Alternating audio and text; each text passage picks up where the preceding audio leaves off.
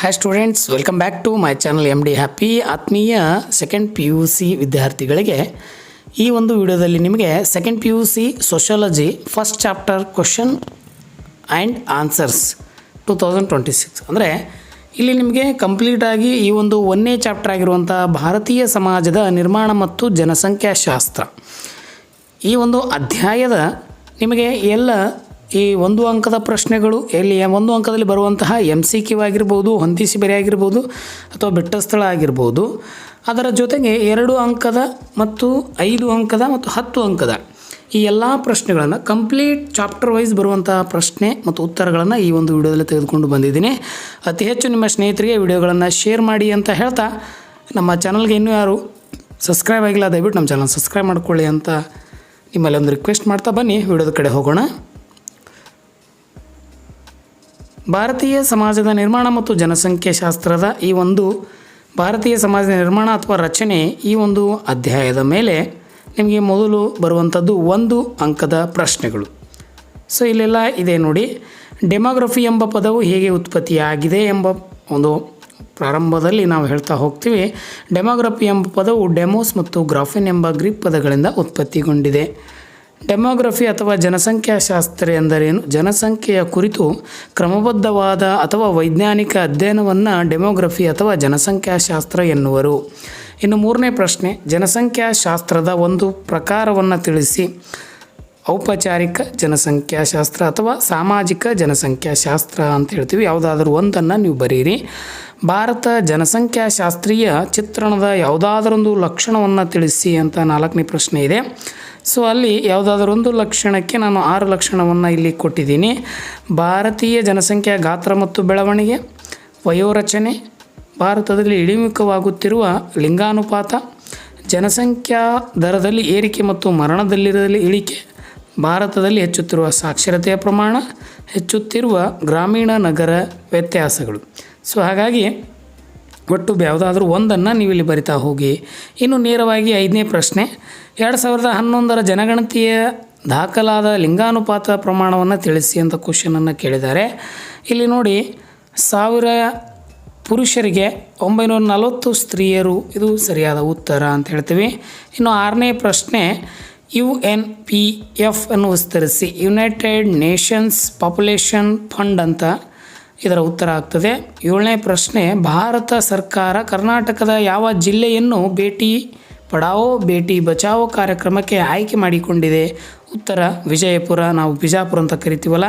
ಭಾರತದ ಜನಾಂಗೀಯ ಸಮೂಹಗಳಲ್ಲಿ ಒಂದು ಸಮೂಹವನ್ನು ಹೆಸರಿಸಿ.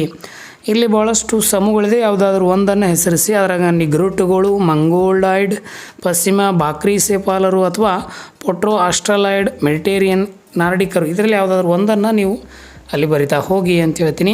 ದ್ವಿತೀಯ PUC ವಿದ್ಯಾರ್ಥಿಗಳಿಗೆ ಈ ವಿಡಿಯೋ ಮೂಲಕ ಇನ್ನೊಂದು ಏನು ಹೇಳೋಕ್ಕೆ ಇಷ್ಟಪಡ್ತೀನಿ ಅಂತಂದರೆ, ನೀವು ಆದಷ್ಟು ಏನಪ್ಪ ಅಂತಂದರೆ ಪ್ರಾರಂಭದಲ್ಲೇ ಏನಪ್ಪ ಅಂತಂದರೆ ತರಗತಿಗಳ ಕ್ಲಾಸ್ಗಳನ್ನಾಗಲಿ ಅಥವಾ ನೋಟ್ಸ್ಗಳನ್ನಾಗಲಿ ಇಂಥ ವಿಡಿಯೋಗಳನ್ನಾಗಲಿ ಇಂಪಾರ್ಟೆಂಟ್ ತೆಗೆದುಕೊಂಡು ನಿಮ್ಮ ಆ್ಯನ್ಯುವಲ್ ಎಕ್ಸಾಮ್ ತಯಾರಿನ ಈಗಿನಿಂದ ಪ್ರಾರಂಭ ಮಾಡಿ ಅಂತ ಹೇಳ್ತಾ, ಇಲ್ಲಿ 9ನೇ ಪ್ರಶ್ನೆ, ಭಾರತದ ಮಂಗೋಲಾಯ್ಡ್ ಜನಾಂಗದ ಒಂದು ಉಪವಿಭಾಗನ ಹೆಸರಿಸಿ. ಪೆಲಿಯೋ ಮಂಗೋಲಾಯ್ಡ್ ಅಥವಾ ಟಿಬೆಟೋ ಮಂಗೋಲಾಯ್ಡ್ ಅಂತ ಹೇಳ್ತೀವಿ. ಭಾರತದಲ್ಲಿ ಮೊದಲು ಕ್ರೈಸ್ತ ಧರ್ಮವನ್ನು ಪರಿಚಯಿಸಿದವರು ಯಾರು ಅಂತಾರೆ? ಸಂತ್ ಥಾಮಸ್, ಸಂತ್ ಬಾರ್ತೋಲೋಮಿಯಾ ಅಂತ ಹೇಳಿ 2 ವ್ಯಕ್ತಿಗಳು ಬರ್ತಾರೆ. ಏಕತೆ ಎಂದರೆ ವೈವಿಧ್ಯತೆಯುಳ್ಳ ಜನರು ಒಟ್ಟಾಗಿ ವಾಸಿಸುವುದಕ್ಕೆ ಏಕತೆ ಎನ್ನುವರು ಅಂಥೇಳಿ ನಾವಿಲ್ಲಿ ಹೇಳ್ತೀವಿ. ಅಥವಾ ನಾವೆಲ್ಲ ಎಂಬ ಭಾವನೆಯನ್ನು ಸೂಚಿಸುವುದೇ ಏಕತೆಯಾಗಿದೆ. ಇನ್ನು 12ನೇದು, ಭಾರತದಲ್ಲಿ ವೈವಿಧ್ಯತೆ ಯಾವುದಾದರೂ ಒಂದು ಆಧಾರವನ್ನು ಹೆಸರಿಸಿ ಅಂತಂದರೆ, ಒಂದು ಧಾರ್ಮಿಕ ವೈವಿಧ್ಯತೆ ಇದೆ, ಭಾಷಾ ವೈವಿಧ್ಯತೆ ಇದೆ, ಪ್ರಾಂತೀಯ ವೈವಿಧ್ಯತೆ ಇದೆ, ಸಾಂಸ್ಕೃತಿಕ ವೈವಿಧ್ಯತೆ ಇದೆ, ಜನಾಂಗೀಯ ವೈವಿಧ್ಯತೆ ಇದೆ, ಬಹಳಷ್ಟು ವೈವಿಧ್ಯತೆಯಲ್ಲಿ ಕಾಣ್ತೀವಿ. ಭಾರತದಲ್ಲಿ ಏಕತೆ ಯಾವುದಾದ್ರೂ ಒಂದು ಆಧಾರವನ್ನು ಹೆಸರಿಸಿ. ಧಾರ್ಮಿಕ ಏಕತೆ, ಭಾಷಾ ಏಕತೆ, ಪ್ರಾಂತೀಯ ಏಕತೆ, ಸಾಂಸ್ಕೃತಿಕ ಏಕತೆ ಅಂತ ಹೇಳ್ತೀವಿ.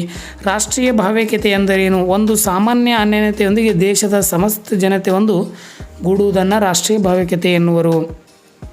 ರಾಷ್ಟ್ರೀಯ ಭಾವೈಕ್ಯತೆಗೆ ಸವಾಲಾಗಿರುವ ಒಂದು ಅಂಶ ಅಂತಂದರೆ ಒಂದು ಜಾತೀಯತೆ, ಕೋಮುವಾದ, ಭಾಷಾವಾದ, ಉಗ್ರವಾದ ಮತ್ತು ಭಯೋತ್ಪಾದನೆ. ಭಾರತ ಯಾವುದಾದರೂ ಧಾರ್ಮಿಕ ಸಮುದಾಯಗಳನ್ನು ಹೆಸರಿಸಿ. 1 ಹಿಂದೂ, 2 ಮುಸ್ಲಿಂ, 3 ಕ್ರೈಸ್ತ, 4 ಬೌದ್ಧ ಅಂತ ಹೇಳ್ತೀವಿ. ಭಾರತದೊಂದು ಪ್ರಾಚೀನ ಹೆಸರು ಭರತಖಂಡ, ಭರತ ವರ್ಷ, ಜಂಬೂ ದ್ವೀಪ, ಯಾವುದಾದ್ರೂ ಒಂದನ್ನು ಬರೀರಿ. ದಿಮಾರು ಎಂಬುದನ್ನು ಏನನ್ನು ಸೂಚಿಸುತ್ತದೆ ಅಂತಂದರೆ ಹೆಣ್ಣು ಮಗುವನ್ನು ಕೊಂದು ಹಾಕು ಎಂಬುದನ್ನು ಸೂಚಿಸುತ್ತದೆ. ಭಾರತವನ್ನು ಪ್ರವೇಶಿಸಿದ ಮೊದಲ ಯುರೋಪಿಯನ್ ವಸಾಹತುಶಾಹಿ ಯಾವುದು ಅಂದರೆ ಅದು ಪೋರ್ಚುಗೀಸರು. ಆಲ್ರೆಡಿ ನಿಮಗೆಲ್ಲ ಗೊತ್ತಿರ್ತದೆ. ಯಾವ ವರ್ಷವನ್ನು ಜನಸಂಖ್ಯಾಶಾಸ್ತ್ರೀಯ ವಿಭಜಕ ವರ್ಷವೆಂದು ಪರಿಗಣಿಸಲಾಗ್ತದೆ? 1921ರಂದು. ಮಕ್ಕಳ ಲಿಂಗಾನುಪಾತದಲ್ಲಿ ಅತ್ಯಂತ ಕಡಿಮೆ ಪ್ರಮಾಣ ಇರುವ ರಾಜ್ಯ ಯಾವುದು? ಪಂಜಾಬ್ ಅಂತ ಹೇಳ್ತೀವಿ. ಭಾರತ ಸಂವಿಧಾನ ಎಷ್ಟು ಭಾಷೆಗಳು ಅಧಿಕೃತ ಭಾಷೆಗಳಿಂದ ಘೋಷಿಸಲಾಗಿದೆ? 22 ಭಾಷೆಗಳು. ಇಂಡೋ ಆರ್ಯನ್ ಭಾಷೆಗಳನ್ನು ಹೆಸರಿಸಿ. ಸಂಸ್ಕೃತ್, ಹಿಂದಿ, ಬೆಂಗಾಲಿ, ಮರಾಠಿ, ಗುಜರಾತಿ. ದ್ರಾವಿಡ ಭಾಷೆ ಯಾವುದಾದ್ರೂ ಒಂದು ಭಾಷೆಯನ್ನು ಹೆಸರಿಸಿ. 1 ಕನ್ನಡ, 2 ತೆಲುಗು, 3 ತಮಿಳು ಮತ್ತು 4 ಮಲಯಾಳಂ. ಯಾವುದಾದ್ರೂ ಒಂದನ್ನು ಬರೀರಿ. ಆಸ್ಟ್ರಿಕ್ ಭಾಷಾ ಸಮೂಹ ಯಾವುದಾದ್ರು ಒಂದು ಭಾಷೆಯ ಹೆಸರು ಎಂದರೆ ಮುಂಡಾರಿ, ಸಂತಾಲಿ, ಮೈಥಿಲಿ, ಡೋಗ್ರಿ ಅಂತ ಹೇಳ್ತೀವಿ. ಯಾವ ವರ್ಷ ಭಾರತ ಸರ್ಕಾರವು ಕನ್ನಡ ಭಾಷೆಯನ್ನು ಶಾಸ್ತ್ರೀಯ ಭಾಷೆ ಎಂದು ಘೋಷಿಸಿತು? 2008. ಔಪಚಾರಿಕ ಜನಸಂಖ್ಯಾಶಾಸ್ತ್ರ ಎಂದರೆ ಜನಸಂಖ್ಯೆಯ ಬೆಳವಣಿಗೆ ಮತ್ತು ಅದರ ಸಂಯೋಜನೆಯಲ್ಲಾಗುವ ಬದಲಾವಣೆಗಳನ್ನು ಪೂರ್ವಭಾವಿಯಾಗಿ ವಿಶ್ಲೇಷಣೆ ಮಾಡುವುದೇ ಔಪಚಾರಿಕ ಜನಸಂಖ್ಯಾಶಾಸ್ತ್ರ ಅಂತ ಹೇಳ್ತೀವಿ. ಸಾಮಾಜಿಕ ಜನಸಂಖ್ಯಾಶಾಸ್ತ್ರ ಎಂದರೆ ಜನಸಮೂಹದ ಸಾಮಾಜಿಕ, ಆರ್ಥಿಕ, ರಾಜಕೀಯ ಅಂಶಗಳನ್ನು ಅಧ್ಯಯನ ಮಾಡುತ್ತದೆ. ಯಾವ ವರ್ಷ ಭಾರತದಲ್ಲಿ ಮೊದಲ ಬಾರಿಗೆ ಜನಗಣತಿಯನ್ನು ಕೈಗೊಂಡಿತು? 1867 ಮತ್ತು 1872ರಂದು. ಅಂದರೆ 1881ರಿಂದ ಪ್ರತಿ 10 ವರ್ಷಗಳಿಗೊಮ್ಮೆ ನಿಯಮಿತವಾಗಿ ಜನಗಣತಿ ನಡೆಯುತ್ತಿದೆ. ಲಿಂಗಾನುಪಾತ ಎಂದರೆ ದೇಶವೊಂದರಲ್ಲಿ ಇರುವ ಒಟ್ಟು ಜನಸಂಖ್ಯೆಯಲ್ಲಿ ಪುರುಷರ ಮತ್ತು ಸ್ತ್ರೀಯರ ಸಂಖ್ಯೆಯ ನಡುವಿನ ಅನುಪಾತವನ್ನು ಲಿಂಗಾನುಪಾತ ಎನ್ನುವರು. ಆತ್ಮೀಯ ವಿದ್ಯಾರ್ಥಿಗಳೇ, ಈ ವಿಡಿಯೋ ನಿಮ್ಗೆ ಇಷ್ಟ ಆದರೆ ಒಂದು ಲೈಕ್ ಕೊಡಿ, ನಿಮ್ಮ ಸ್ನೇಹಿತರುಗಳಿಗೆ ಶೇರ್ ಮಾಡಿ, ತಪ್ಪದೆ ನಮ್ಮ ಚಾನಲನ್ನು ಸಬ್ಸ್ಕ್ರೈಬ್ ಮಾಡಿ ಅಂತ ಹೇಳ್ತೀನಿ. ಅಥವಾ 100 ಪುರುಷರಿಗೆ ಅನುಗುಣವಾಗಿ ಮಹಿಳೆಯರ ಒಟ್ಟು ಸರಾಸರಿ ಸಂಖ್ಯೆ ಪ್ರಮಾಣವನ್ನು ಲಿಂಗಾನುಪಾತ ಅಂತ ಕರಿತೀವಿ. ಕರ್ನಾಟಕದ ಯಾವ ಜಿಲ್ಲೆಯಲ್ಲಿ ಅತಿ ಹೆಚ್ಚು ಪರಿಶಿಷ್ಟ ಜಾತಿಯ ಜನರಿದ್ದಾರೆ? ಕೋಲಾರ ಜಿಲ್ಲೆಯಲ್ಲಿ. 2011ರ ಜನಗಣತಿಯ ಪ್ರಕಾರ ಕರ್ನಾಟಕದ ಜನಸಾಂದ್ರತೆ ಎಷ್ಟು ಅಂತಂದರೆ 319. ದಿಮಾರು ಅನ್ನು ವಿಸ್ತರಿಸಿ ಅಂದರೆ ಬಿ ಅಂದರೆ ಬಿಮಾರು, ಬಿಹಾರ್, ಎಂ ಮಧ್ಯಪ್ರದೇಶ್, ಆರ್ ಅಂದರೆ ರಾಜಸ್ಥಾನ, ಇವು ಅಂದರೆ ಉತ್ತರ ಪ್ರದೇಶ. ಈ ರಾಜ್ಯಗಳಲ್ಲಿ ಅತಿ ಹೆಚ್ಚಳವಾಗಿರುತ್ತದೆ ಅಂತ ಹೇಳ್ತಾರೆ. 2011ರ ಜನಗಣತಿಯ ಪ್ರಕಾರ ಕರ್ನಾಟಕ ಒಟ್ಟು ಜನಸಂಖ್ಯೆ ಅಂದರೆ 6,10,95,297. 2011ರ ಜನಗಣತಿ ಪ್ರಕಾರ ಕರ್ನಾಟಕದ ಲಿಂಗಾನುಪಾತ 973 ಸ್ತ್ರೀಯರಿಗೆ 1000 ಪುರುಷರಿದ್ದಂತೆ ಲೆಕ್ಕ. ಇನ್ನು 2011 ಜನಗಣತಿ ಪ್ರಕಾರ ಕರ್ನಾಟಕದ ಯಾವ ಜಿಲ್ಲೆ ಹೆಚ್ಚು ಜನಭರಿತವಾಗಿದೆ ಅಂದರೆ ಅದು ಬೆಂಗಳೂರು ನಗರ. 2011ರ ಜನಗಣತಿಯ ಪ್ರಕಾರ ಕರ್ನಾಟಕದ ಯಾವ ಜಿಲ್ಲೆಯಲ್ಲಿ ಹೆಚ್ಚು ಲಿಂಗಾನುಪಾತವಿದೆ? ಉಡುಪಿ.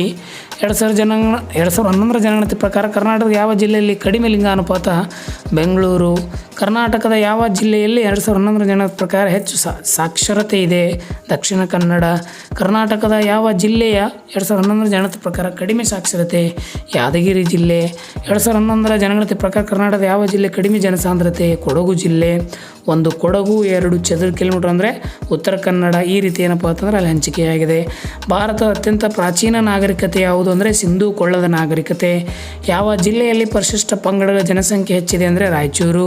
ಪ್ರಪಂಚದ ಅತ್ಯಂತ ಹಳೆಯ ಜಲವಿವಾದ ಅಂದರೆ ಅದು ಕಾವೇರಿ ಜಲ ವಿವಾದ ಅಂತ ಹೇಳ್ತೀವಿ.